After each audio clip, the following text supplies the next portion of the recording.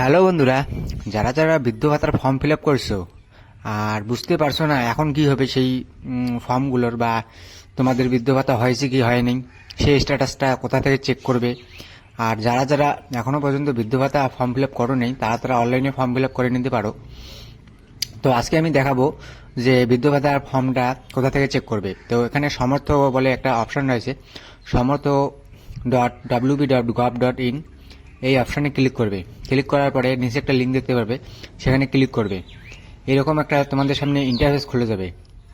তো এখানে দেখবে যে লগ ইন বলে একটা অপশান রয়েছে। তো এখানে নতুন যারা আবেদন করবে তাদের জন্য লগ ইন অপশানে ক্লিক করতে হবে। আর যারা যারা আবেদন করেছো তারা তারা অ্যাপ্লিকেশন মানে ট্র্যাক অ্যাপ্লিকেশন বলে একটা অপশান রয়েছে, সেই অপশানে ক্লিক করার পরে এরকম একটা নতুন ইন্টারফেস খুলে যাবে। তো খুলে যাওয়ার পর তোমার এখান থেকে দেখবে যে অনেক কিছু রয়েছে, জয় জোহর ফর এসটির জন্য, তারপর এমএসএমই পেনশন, তারপরে ওল্ড এজ পারসন ফার্মার, তারপরে ওল্ড এজ পারসন ফিশিং মানে ফিশম্যান, অনেক কিছু রয়েছে।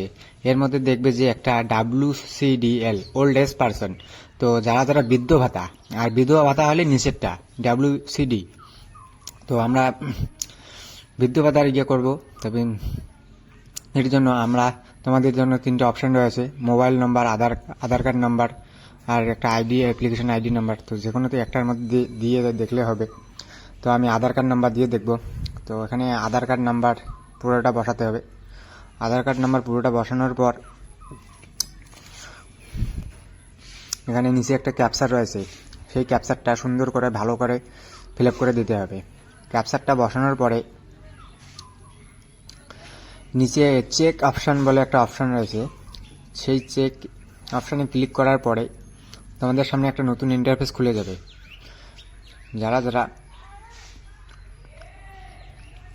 আবেদন করেছো, যাদের আবেদনটা মানে সাকসেস হয়েছে বৃদ্ধ ভাতার ফর্ম, তারা এরকম একটা পেজে খুলে যাবে। তো তোমরা দেখতে পারছো যে এখানে অ্যাপ্লিকেশন আইডি নাম্বার দেওয়া আছে, আর যার নামে বৃদ্ধ ভাতা করা হয়েছে তার নামটা দেখাবে, আর তার ব্যাংক ডিটেলসটা ওখানে দেওয়া থাকবে। সে কোন রাজ্য থেকে আসে বা কোন মিউনিসিপ্যালিটি থেকে আসে, তার গ্রাম কী আছে, জিপি কী আছে, সব কিছু এখান থেকে দেখাবে। আর যদি কেউ টাকা পেয়ে থাকে, পাশেই একটা চেক অপশানে দেখো কোন কোন সালের স্টেটমেন্ট দেখাবে। ভিউ বলে একটা অপশান আছে, সেই ভিউয়ে ক্লিক করার পরে তোমাদের স্টেটমেন্ট দেখাবে কোন কোন সালে টাকা কত টাকা হয়েছে। ভিডিওটা হেল্পফুল হয়ে থাকলে অবশ্যই